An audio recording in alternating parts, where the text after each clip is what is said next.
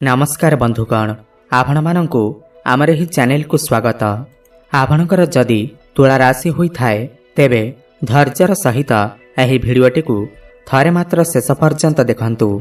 निजर व्यस्तबहुल समय मध्यरु किछि समय आपण निज पई दियंतु काहेकि ना आजिर एही भिडियोटी तुला राशि व्यक्तिविशेष मानक पई बहुत ही अधिक गुरुत्वपूर्ण रही अछि। काहेकि गुरुत्वपूर्ण रही अछि आपण भिडियोटी को शेष पर्यंत देखिले निश्चिंत भावरे जानि पारिबे। देखंतु आपणकर एही तुला राशि रे अक्षय तृतीया दिन श्रापित दोष एवं ग्रहण दोषटी शेष हेबाकु जाउअछि, जहा फलरे आपणकर जीवन रे बड़ परिवर्तन हेबाकु जाउअछि एवं एही परिवर्तन आपणकु किछि मात्रा रे शुभ फल प्रदान करिबा एवं किछि मात्रा रे अशुभ फल मध्य प्रदान करिबाकु जाउअछि। तेबे आसंतु जानिबा एह अक्षय तृतीया ठारू आपणकर जीवन रे कौन सबु बड़ परिवर्तन हेबाकु जाउअछि। एहा पूर्वरु आपण ध्यान रखंतु जे आमर एही कार्यक्रम आपणकर जन्म राशि चंद्र राशि उपर आधारित। तेबे आसंतु जानिबा एहा पूर्वरु जदि आपणकर भी तुला राशि होई थाए एवं आपण भी ईश्वरंकु सच्चा हृदय रे भक्ति करुथांती विश्वास करुथांती तेबे एही भिडियोटी को लाइक करी कमेंट बॉक्स रे जय मां लक्ष्मी जय जगन्नाथ अवश्य लिखि दियंतु। तेबे आसंतु जानिबा एही अक्षय तृतीया ठारू आपणकर जीवन रे कौन कौन सबु बड़ परिवर्तन हेबाकु जाउअछि। विशेष भावरे एही दुईटी दोष समाप्ति हेबा परे एहा पूर्वरु जानि नेबा आपणकर तुला राशि रे नवग्रहंकर स्थिति किपरि रहिबा। देखंतु आपणकर षष्ठ भावरे बुध राहु शुक्र एवं शनि विराजमान अछंती। आपणकर सप्तम रे सूर्य आपणकर अष्टम भावरे देवगुरु बृहस्पति विराजमान अछंती एवं आपणकर दशम भावरे मंगल विराजमान अछंती एवं आपणकर द्वादश भावरे केतु विराजमान अछंती। तेबे आसंतु सर्वप्रथमे जानिबा आपणकर स्वास्थ्य किपरि रहिबा। देखंतु आपणक कुंडलीर प्रथम भावरु स्वास्थ्यर कथा विचार करा जाई थाए, किंतु आपणकर षष्ठ गृह को रोग ऋण एवं शत्रुर भाव माना जाई थाए। जेहेतु आपणकर षष्ठ भावरे बुध राहु शुक्र एवं शनि चारिकोटी ग्रह एकत्र विराजमान अछंती, तेणुकरी आपण आपणकर स्वास्थ्य रे किछिटा समस्या आपण देखि पारंती। विशेष भावरे आंठुगंठी रे पीड़ा हेबा जंत्रणा हेबा पादरे किछि समस्या हेबा रक्त संबंधित किछि समस्या देखा देई पारे।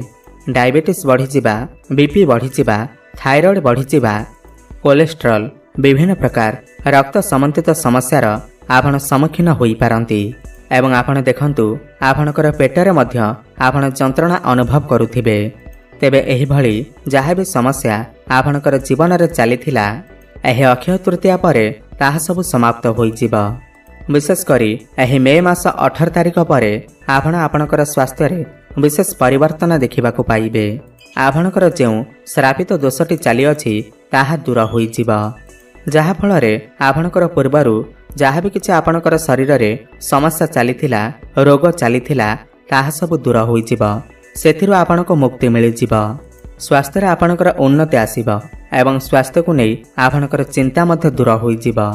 आपण जेउ मानसिक दुश्चिंता रे रहुछंती चिंताग्रस्त रे रहुछंती ताहा मध्य एही अक्षय तृतीया परठारु धीरे धीरे कम होई जिबा। एबे आसंतु देखिबा आपणकर शिक्षा आपणकर प्रेम संपर्क एवं संतानर जोगटी किपरि रही अछि। देखंतु आपणकर पंचम गृहरु आपणकर प्रेम संपर्क विषय जणा जाई थाए। एही मे मास 15 तारिख दिन बृहस्पति आपणकर नवम भाव माने भाग्यर गृह को जिबे एवं जहा फलरे बृहस्पति आपणकर पंचम भाव को दृष्टि देबे। तेणु करी एबे आपणकर प्रेम जीवन रे जहा भी किछि मन मनांतर मतांतर कଳି झगड़ा चली अछि ताहा मते दूर होई जिबा एवं जेउ मानकर कथावार्ता बंद होई जाइथिला ब्रेकअप आदि होई जाइथिला त सेमानकर पुणी थरे प्याचअप होई पारे पुणी थरे कथावार्ता होई पारे एवं जेउ माने भी सिंगल अछंती सेमानकु नूतन पार्टनर मध्य मिली पारंती। एहे अक्षय तृतीया परे आपण आपणकर साथीଙ୍କ सहित बहुत खुशीर समय अतिबाहित करिवे। आपण आपणकर प्रेम संपर्क को विवाहर रूप देबा पई मध्य आपण योजना करिवे, जहा फलरे आपणकर प्रेम संपर्क पई एही अक्षय तृतीया परर समय बहुत भल समय आसुअछि। एबे आसंतु देखिबा आपणकर शिक्षा क्षेत्र को। देखंतु आपणकर पंचम भावर स्वामी हेउछंती शनिदेव, जे कि वर्तमान राहुंक द्वारा पीड़ित अछंती, जहा फलरे आपणकर शिक्षा क्षेत्र रे आपण एतेटा भी भल फल पाउ नथिबे। किंतु एही मास मे मास 18 तारिख परठारु आपणकर शिक्षा क्षेत्र रे बहुत बड़ परिवर्तन आसीबार अछि। आपणकर पाठरे अधिक मन लागिब, आपण बहुत अधिक परिश्रम करबाकू चाहिबे एवं पाठपढ़ारे मध्य उन्नति करिबे। एवं आपणकर शिक्षा क्षेत्र रे जो मन लागु नथिला, पाठ मने रहु नथिला, आपणकर मन अन्यमनस्क रहुथिला, ताहा सब दूर होई जिवो। आपण जेकोनोसी भी कॉम्पिटिटिव एग्जाम दियंतु किमा कोनोसी एडमिशन करंतु किमा आपण जेकोनोसी भी कोर्स पाई फॉर्म फिलअप करंतु, उच्च शिक्षा करिबा पाई बाहर को जांतु, आपण सेथिरे शुभफल प्राप्ति करिबे एवं आपणकर परिश्रम बढ़िया सहित आपणकर भविष्यत मध्य उज्जवलमय हेब। एबे आसंतु देखिबा आपणकर संतानर जोग को। जो वैवाहिक दंपति माने संतान पाई चेष्टा करी निराश हेउथिले एवं विभिन्न प्रकार समस्या सेमानकर जीवन रे देखा देउथिला, ताहा सबु एही मे मास 15 तारिख परे ताहा सबु धीरे धीरे बदलिबा आरंभ हेब। देखंतु बृहस्पति हेउछंती सबठारो शुभ ग्रह, जे आपणकर भाग्यर भाव को जिबे। आपणकर भाग्य आपणकर साथ देबा आरंभ करिब। सेथिपाई आपण आपणकर कर्म को करिबाकू पड़िब। आपण डाक्तरंक सहित परामर्श करंतु, काहेकिना वर्तमान बृहस्पति आपणकर पंचम गृह को देखुछंती, संतानर गृह को दृष्टि देउछंती, जहा फलरे वर्तमान आपणकर संतान प्राप्ति हेबार जोग बनुअछि, बहुत अधिक संभावना बनुअछि।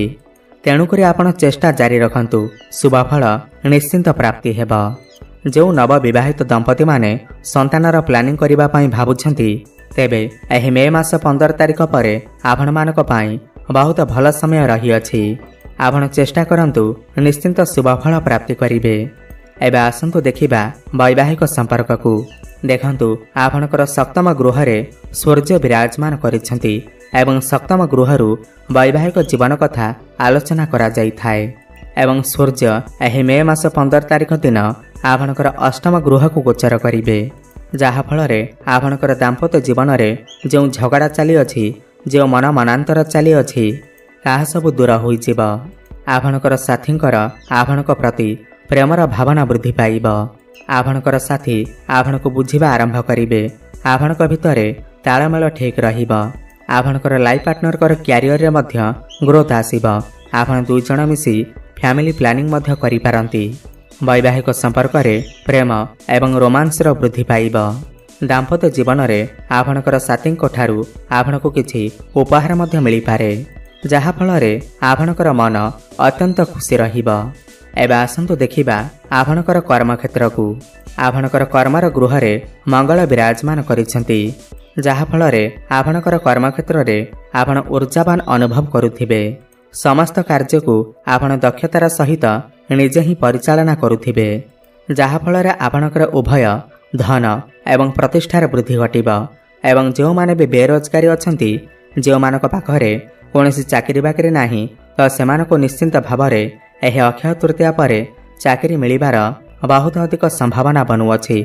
आपनको कोनोसी एमएनसी कंपनी रु जॉब ऑफर मते आसी पारे एवं आपण जदि पूर्वरु चाकरी करिसंती तो प्रमोशन हेबार मध्य संभावना बनुअछि। आपणकर अटकी रहितबा समस्त कार्य पुणी थरे चालू हेबाकू लागिब। आपणकर चाकरी रे पदोन्नति होई पारे। आपणकर दरमा मध्य वृद्धि पाइब एवं आपणकर कार्य रे अग्रगति हेतु आपणकर इनकम मध्य वृद्धि पाइब। मन पसंदर स्थान को आपणकर ट्रांसफर मध्य होई पारे। आपणकर कर्म क्षेत्र रे आपण सकारात्मक परिवर्तन देखिबे। कर्म क्षेत्र रे जहा भी किछि समस्या थिला ताहा मते दूर होई जिवो एवं मे मास 15 तारिख परे आपण कोनोसी धार्मिक स्थान को जाई पारंती। आपणकर मन धर्म आड़क अग्रसर होई पारे। आपण कोनोसी गाड़ी मोटर जानवाहन प्रॉपर्टी किमा नूतन गृह आदि निर्माण करिबा पाई भाबी पारंती एवं आपणकर गृह रे शुभ मांगलिक कार्यर आयोजन मते होई पारे। एवं जो व्यक्ति विशेष मानकर विवाह बयस होई जाइछि, घर को विवाह प्रस्ताव मान आसी पारे एवं विवाह मध्य फाइनल होई पारे मे मास 15 तारिख परे। विशेष भाव में जो माने व्यवसायी अछंती तो व्यवसाय आपण उन्नति करेंगे, धनर आमदानी बढ़ीज, डेली इनकम वृद्धि पाइब, आपण पैसा किसी संचय करें, आपण किसी नूतन व्यापार आरंभ करिपारंती। वर्तमान जो खराब परिस्थिति आपणकर व्यवसाय चली अछि सेथिरे सुधार आसीब, आपणकर व्यवसाय आय वृद्धि पाइब, आपण को हठात लाभ मध्य प्राप्ति होई पारे, आयर नूतन स्रोत आपण को प्राप्ति हेब, धन कमाइबा पाई नुआ नुआ बाट आपण को मिल जिव। शेयर मार्केट, स्टॉक मार्केट एवं ट्रेडिंग रे काम करुथिले आपण को अचानक धन मध्य प्राप्ति हेब, आकस्मिक धन प्राप्ति हेबार मध्य जोग बनुअछि एवं जो माने भी ऑनलाइन रे काम करुछंती, मार्केटिंग रो काम करुछंती, सेमानक पाई बहुत भल समय आसुअछि। आपण चेष्टा जारी रखंतु, आपण को शुभ फल निश्चिंत प्राप्ति हेब। मे मास 15 तारिख पर आपण छोट मोट जगह को यात्रा करि पारंती एवं जो माने भी विदेश जावाक चाहुथिले तो सेमानकर सही मनस्कामना निश्चिंत प्राप्ति हेब। विदेश जावार सुख मध्य आपण को प्राप्ति हेब एवं जो माने भी करज रे बुड़ी रहिथिले, करज को सुझिबार सक्षम होई पारु नथिले तो एही मे मास 15 तारिख पर एही अक्षय तृतीया पर आपण को समस्त करजरु मुक्ति मिल जिव। मोटामोटी देखिबाकू गले एही अक्षय तृतीया पर ठारू तुला राशि व्यक्तिविशेष माने बहुत अधिक उन्नति करने जाउछंती और बहुत अधिक शुभफल प्राप्ति करने जाउछंती। अधिक शुभफल प्राप्ति करने पाई आपण माँ लक्ष्मीकर आराधना करंतु एवं शुक्रंकर बीजमंत्र जप अवश्य करंतु। ओम द्रांग द्रिंग द्रंग सह शुक्राय नमः 108 थर प्रत्येक दिन जप करंतु, शुभफल प्राप्ति हेब एवं प्रत्येक दिन हनुमान चालीसार पाठ करंतु, सूर्य को जलार्घ्य अर्पण करंतु। शुभफल प्राप्ति हेबा सहित आपणकर भाग्य रे उन्नति आसीब। धन्यवाद।